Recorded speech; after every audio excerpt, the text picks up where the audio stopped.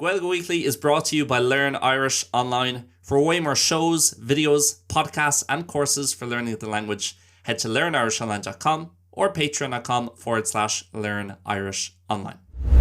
Gaeilge Weekly agron céad is a séideag fásrás week an show. It's Liam ó Learn Irish Online. Agus míle buchas as a bheith ag túláil isteach. Tásúlam gohfuil cruilerod ag dul go maith libse an teachtain seo. Máidin Seol atá ann tá seaachtain gnócha agam leis an obair an teachtain seo mar thug mé go bogad an teachtain scate agus rilí le caiicí sinú so tá cúpla rud an seo san siúd tar éis catch-up a dhéanamh lom ach sin ceart go leor tá mé an áit níos fearr ceapan chun an obair a dhéanamh agus an déile leis an obair sin an teachtain seo. Ach, is tóca go muininn sé sin actually leis an topic bhfuil mé an labhairt faoi inneo. Mar cúpla seachtain ó hin bhochí mé gur beaganín burnout agam is tóca agus gur mé beaganín dubh dóta le cúpla rud. Thug mé fao dear beidir nach ra méid buint an méid sin taitne bheits rudaí le cúpla seachtain anuas agus just gur mé ag mothú gan an fun sin orm hon rudí dhéanamh agus honna bheith ag dul chun cín le rudí defriúil am a héal is tócha am a héal na leitheanta seo. Tá má fós agam agus i gcónaí bíonn méid déanamh uireacht an Learn Irish Online a dhéanamh níos mó agus an Gaeilge Weekly a dhéanamh níos fearr agus mar sin. Ach chomhpháirtíocht sin bíonn méid déanamh lán rudí eile bíonn méid immert pelle Gaeilge an seo is sa bhil. Tá méid fólam na hadála seo. Bíonn mé rilí ag labhairt an méid céanna Spáineise na leitheanta seo mar a bhíonn mé ag labhairt mBéarla so cinna bhfuil méid fólam na Spáineise níos mó just bíonn ag buint úsáid as chuile lá nó chuile lá ní beag na chuile lá ní bhíon éon leitheanta an seo rilí nach míon mé ag buint úsáid as an Spáinis so ag gcónaí ag buint úsáid as man tríú theanga agus an iireacht ag buint le sin. Chomhpháirtíocht sin ag rith tá méid déanamh uireacht ar bhí méid déanamh rith trí nó ceithre óir in na seachtaine agus just béidir go háirithe tar éis an tairí ag teachtarás mí bhean fómhar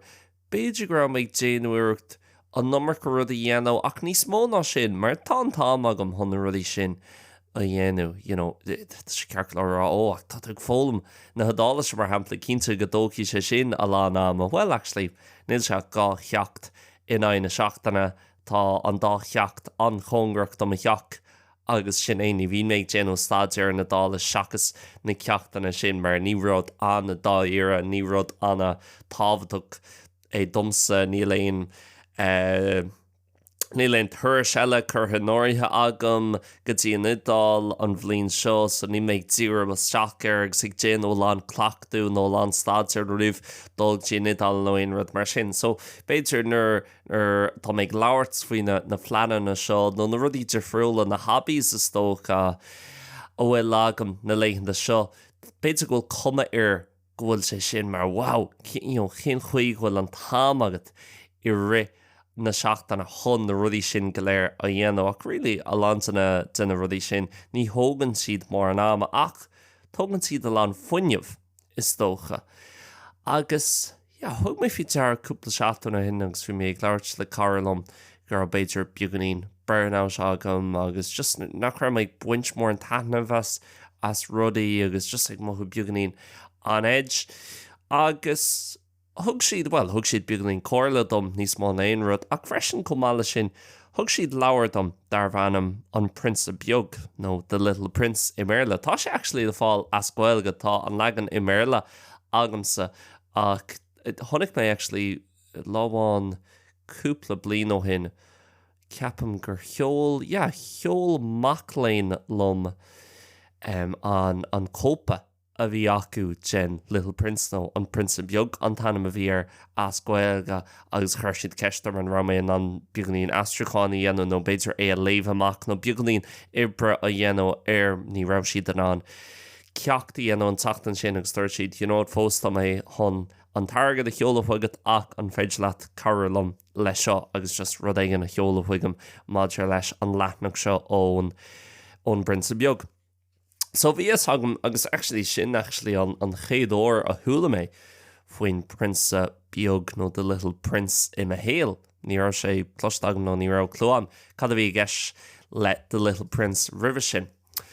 Ach, go dtí, seachtain ó hin nó caiicí seo hin inis ní raibh clúagam rilí cad a bhí gceist le the Little Prince cén scéal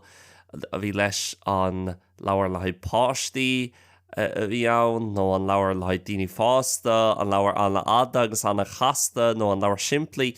a bhí ann. Agus thug an cara seo an leabhar the Little Prince dom caiicí seo hin. Just is dócha chun carolum agus cheapsí grá sé chuna bheith úsáideach dom agus tá méid dúirt rééis é chríicnú agus do chreid an méid rudaí a dóla mé ó an leabhar agus rééis just ag mis ag smaoinú le seachtain nó go nús faoi bit just cúpla rud an seo san siúd a ahrú a héal agus mid dearcha ahrú i héal is dócha ghfuil beidir ghfuil is ag daoine maidir le personality types agus type A agus type B agus tá mis an sais type A tá mé an is tó go má dhéanam rud éigen tá mé an bín méid zero seach go mór ar an rud sin agus bín mé beagnaín gafa leis an rud sin agus déanam go má é agus nó strón left on turns is dócha agus is matlam a bheith gobar méanaar is ní matlam a bheith gobar le daoine eile agus má chaithí mé rud éigen a chríicne rih JK mar hampla baise le fáil ar an gédín agus sin é, cosú le Gaeilge Weekly gach seachtain chéan sé amach ar an gédín éléin if spots or maybes beidir mar tá mé sin a rud ag an ra sin ní chum amach episód ach an sin bín méid mothú ciontach maidir le gan a bheith an episód a chumach seachtain bháin. Chomhpháirtíocht le sin bín mé ní féidir le main size half measures a dhéanamh is tóca mar hampla leis an nadálas ag sag fólam le dálaise le gábhlín na nús nó le blina nús ar éos anis ní bhíonn sé le well just tá mé chun an beagnaíní dhéanamh mar hobby tá sé le nó tá mé géirí bheith fearfa san nadálas i gceann cúpla bliain eile. Agus bíon ma insíon a gobar go tapaí freisin, mar hampla beidir man tá mé gobar an nígatí cethir. Ní hé nachhfuil méid déanhain rud idir a cethir agus a dethe glog rih dul a chola, mar hampla bíon mé éisteacht le podcrail an sin bíon méid léomh leabhar. An sin téan mé mac ar siúlóid ach an sin nar bhíon mé ar siúlóid bíon méid smaoine faoin obair faoin rud éigen gur féidirlam déanú. Agus listen, is matlam na rudí seo a bhíon méid déanú is matlamíd. So tá an tá or me gcomhpháirtíocht le daoine eile agus beidir orintanta mar seo ní matlam a bheith láirt faoi a bheith mothú beagnaín burnt out nó a bheith mothú beagnaín just sin thuirseachas cúpla rud an seo san siúd mar tá daoine eile agus tá siad gaiirí ag a sé clog ar maid sin agus tá siad ag dul chun obair physical a dhéanamh agus beidir go tradesman nó tradeswoman atá tú agus tá siad ag obair go dtíon agus an sin tagann siad ráise agus seach nó a thugta clog nó daoine ag staidir ag dé nó staidir an laias mar hampla ar medicine agus tá siad táiste acu ba sé mar seo ar fá sé bliana eile just leis na leabhar agus ag genostaidir just an carú le daoine eile ní career ionintach é níl tú chun mór an agad réí nó níl tú chun an in éan ar héanaos sin chorá eileach níl tú chun an targad aáil mar ba cheartit aáil agus bí mé cheappa seir níl éon cúis agan nó ní féidir lumsa bheith gearán ag ag tuairt samach mar tá mis sin mo choní Spáin tá mo cholacht tain agam tá sé an éasca má réí just bín méid sí an seogus é láirt as Gaeilge fra le ó an sin bín méid déanú cúpla ceacht Gaeilge le cúpla macléin i réit na seachtainna seach sa sin bín méid déanú cúpla rud le Instagram agus Patreon ag buintúsá ChatGPT le haid beagnaín fógraíocht agus advertising agus marketing agus rudí cosú le sin agus sin é níl mór an eile rilí ag buint leis agus níl an brú céine is matlam blintó hin nar bhí Jose Mourinho ina bhana stór ag Chelsea chur siad an ceist déir ó tá tú rééis níos an beidir gá cluthe as a chéile a chailúns an bhfuil tú mothú beagnaín brú anis agus dúirt sé ní raibh sé cláirte scoil go tuairt sé brú cin bhrú sin nar atá tú i a hisismthir agus ní féidir leat bí a chur ar an mórad le haid a fáiste. Agus an sin ar atá beagnaín cóhéics don beagnaín perspective agat is dócha tú sin é leon brú ormsa.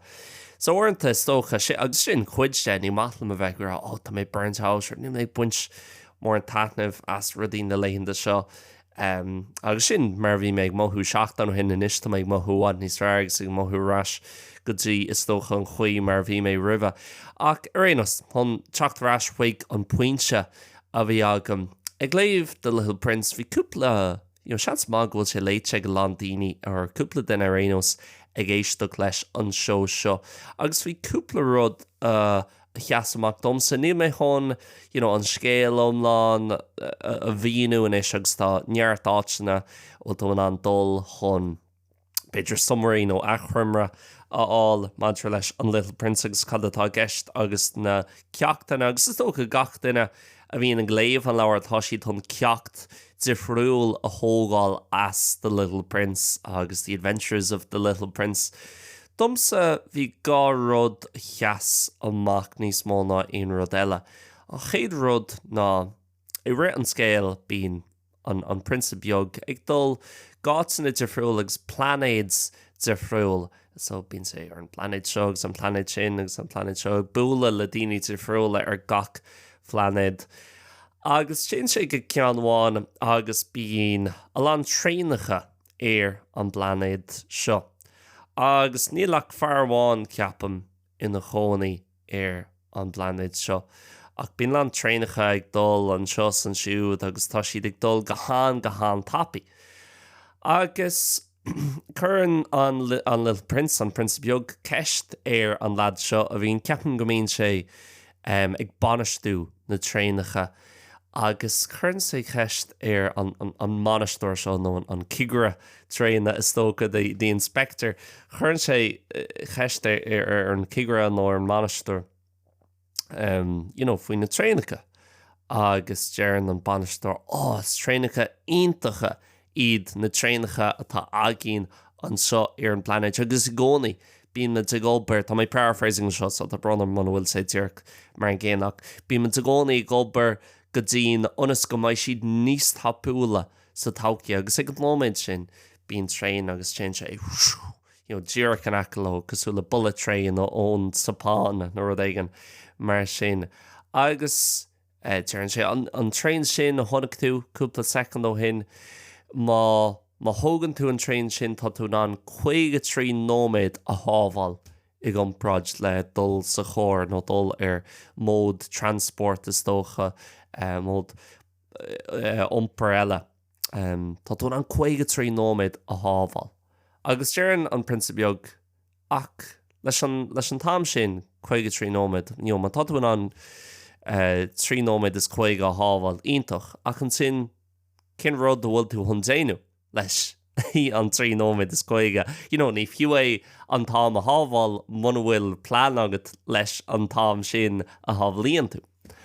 Agus chun sé ceist ar bhil cinsas rud a phréid a déanú an sin leis an tám sin a bhíonn tú ag sábháil.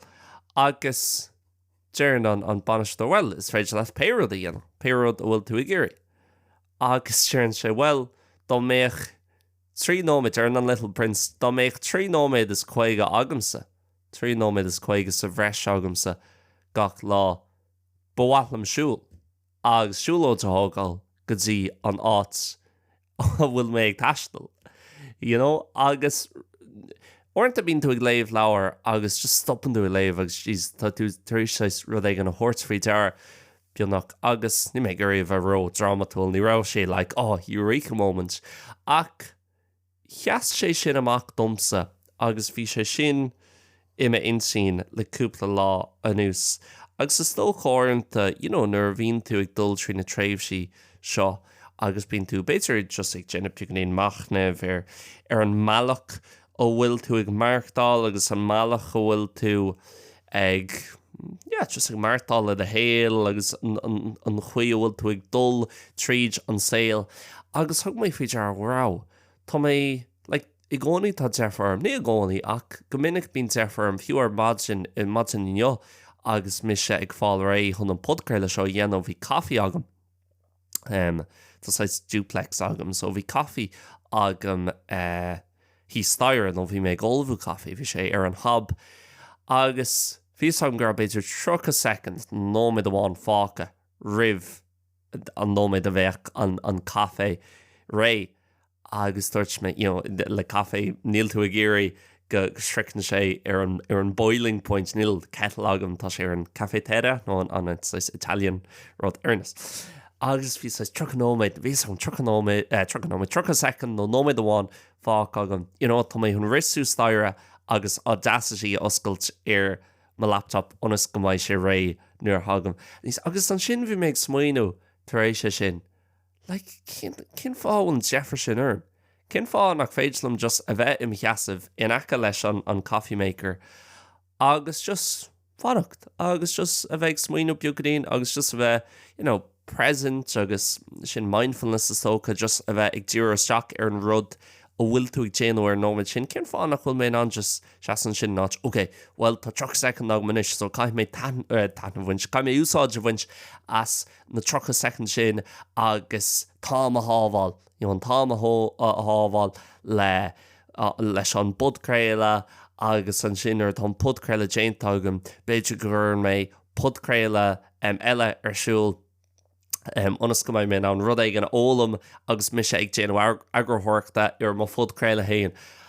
Agus just is dócha catching myself out mar dtíar fá ar mBéarla. Orintad caiith mé a thógáil go bog agus dúirt an cara seo lom. Orintad nar bhín tosaigh dul amach ar siúlóid. A dí ceapan gar si rá, an mín tú tógáil amad féin, just an rud ag an íanú nach bhfuil buinseach le dul chun cín agus le progress agus nach bhfuil buinseach le tá mé gur rud ag eile a bhaintseach mar hampla. Nuair bhín mise ag ré, buinam taithna a bheith ré, ach níos má éonrad bin mé samíanamh, tá mé ré inneo mar tá mé géirí ré 3 uair in aine seachtainna onas go mé an má a dhéanamh sa rás ó bhfuil méid déanú i gceann míomháin. So gcónaí tá sé tá mé déanú an rud anis onas go mbeidh an rud sa todhchaí níos fearr. Orint an rud céine leis an opair. Orint a bín mé chomh gafa leis an business side is tócha an taobh go nó de learnirishonline agus mí caiith mé é churthú caiith mé é dhéanú níos mó.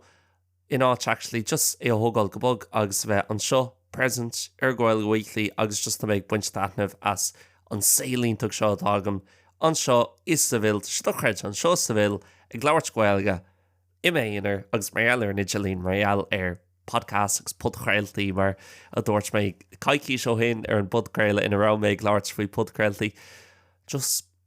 tan na bhainte seo in áit a bheith ag smaoinmh, má dhéanam a podcréile má an tachtan seo ba níos mó daoine géisteach agus ba sé sin ag tábhaach mar tá Black Friday ag teachta níos agus ba níos mó daoine agus an sin tá nula agus an sin má lena mé rá ba sin níos mó le ag gábhils fi sé. Agus a rís tá sé sais an rud céine le an Little Prince agus an Tom, an rud céine le airgad nó le aonrad, tá sé bhfuil cén fábhfuil tú a géirí mar hampla go nó níos mó a bheith agat. Well, onas go mbeidh níos mar agat. An cén fábhfuil tú a géirí níos mó agus well mar go mbeidh saoil níos fearr sa todhchaí. Ach nach bhfuil saoil má agat inis agus fiú má tá tú géirí teach a cheannach sa todhchaí na rud ag mar sin tá sé a cén fábhfuil a rud sin, tá tú hon an rud sin a dhéanú lá aigen. So cén fábhfuil a méid sin Jeffra agat honna dhéanú i gceann 3 nó 4 bliana, cén fá nach chud tú an sin dhéanú in 8 nó 9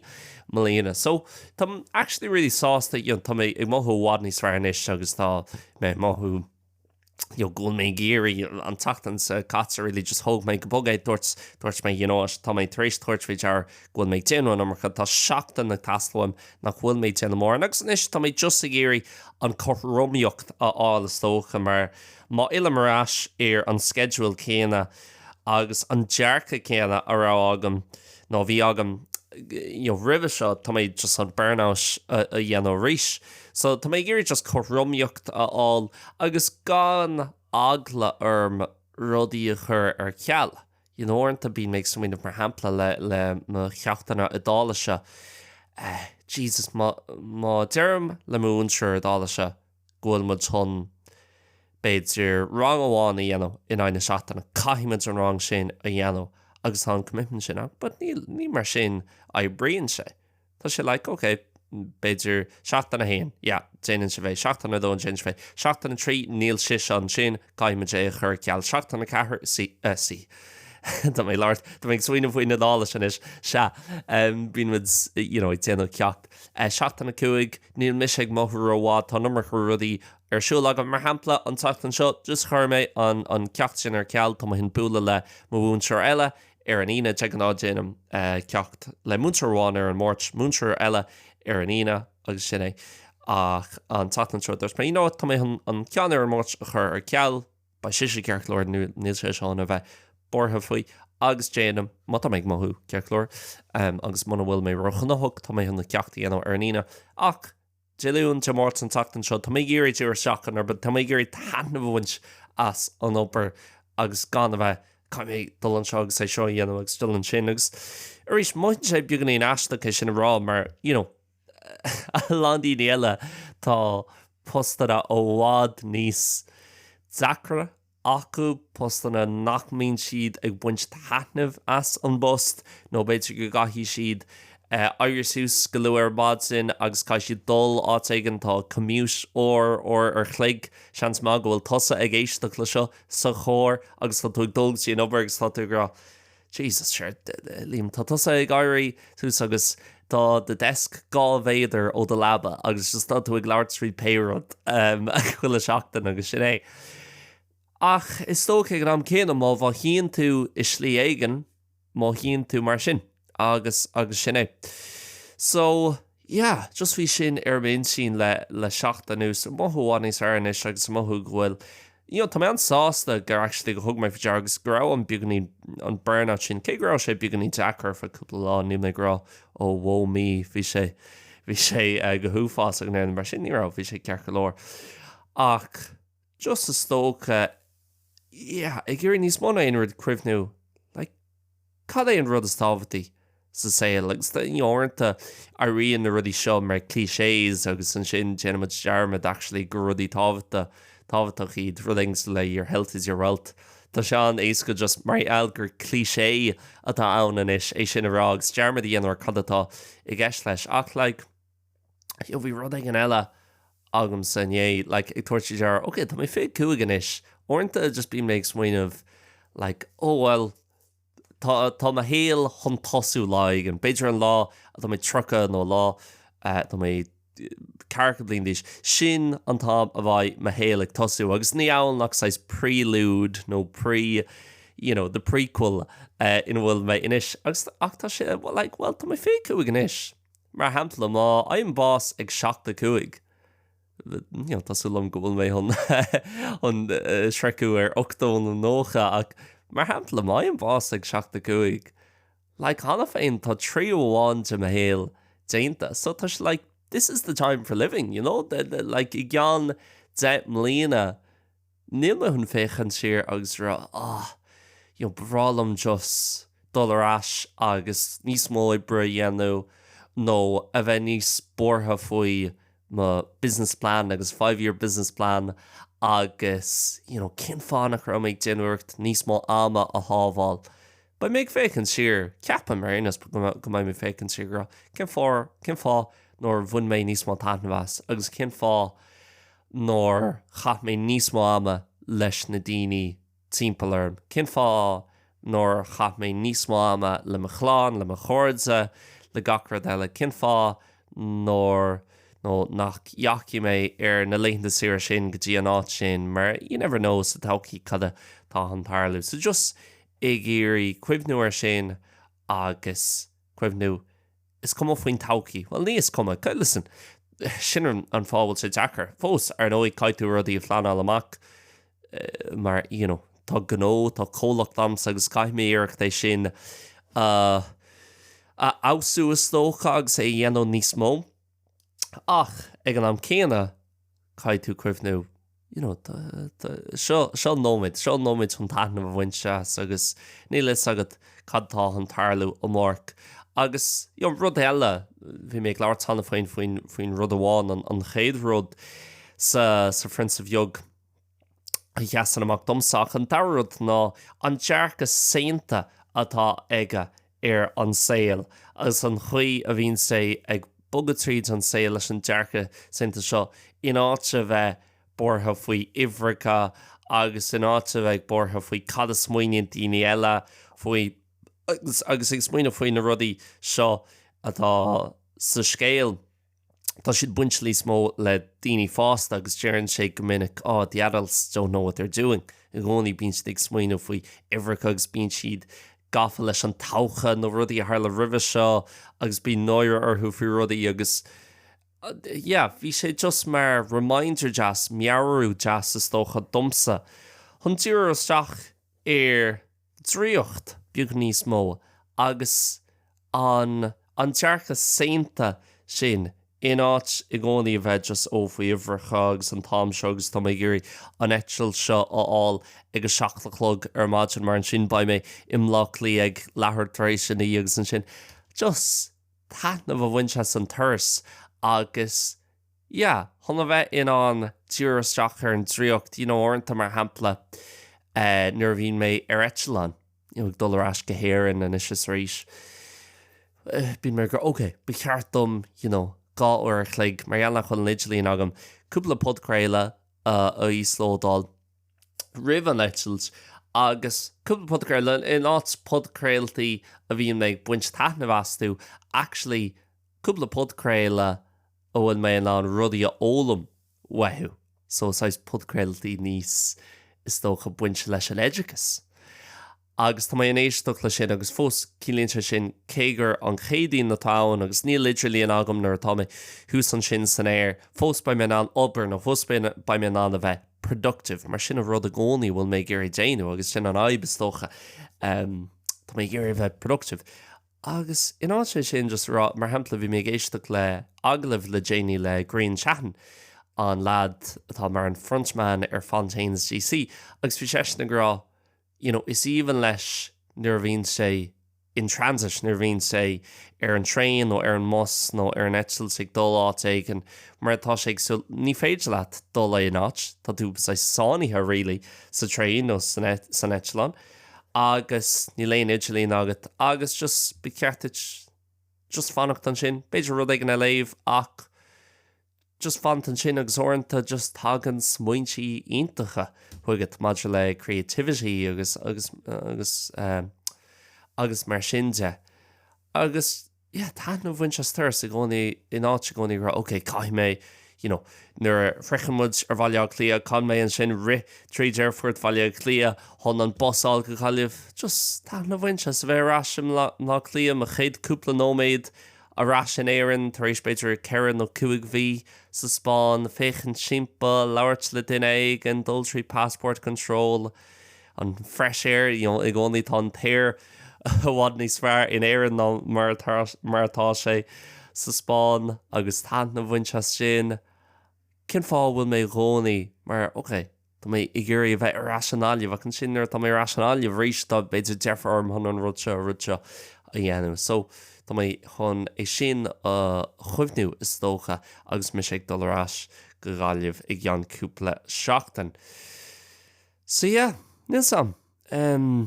cúpla rud min sin le seachtain ús maidir le an prinsa beag a léomh maidir le bheith smaoinemh faoi ma héal agus faoi an chuí a bhíonn mé ag banistú ma héal nó ag marchtáil is tócha ó lá agus mBéarla sin just a gurí cúpla rud a athrú agus an dríocht a chur arás i héal in áit just a gcónaí a bheith ag dúr isteach ar Ifrica agus a gcónaí a bheith ansáid pragmatic agus practical fiúroldaí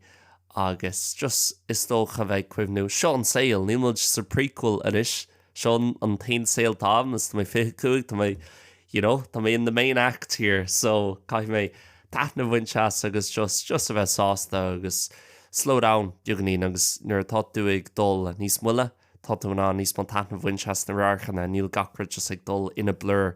ina flash Harrit agus tosa ag taistal So yeah, sin é le haid an teachtain seo, gus ní cheapan ghfuil aon rud eile mar scannach míle buicks as sa bheith éisteacht leis an budgréile. Tá mé fear bhuiach agus má tá ag fólam na Gaeilge tá lán rodíal le fáil ar patreon.com/learnirishonline agus learnirishonline.com. Míle buchas chlár me libh an teachtain seogan sláán agus bannacht.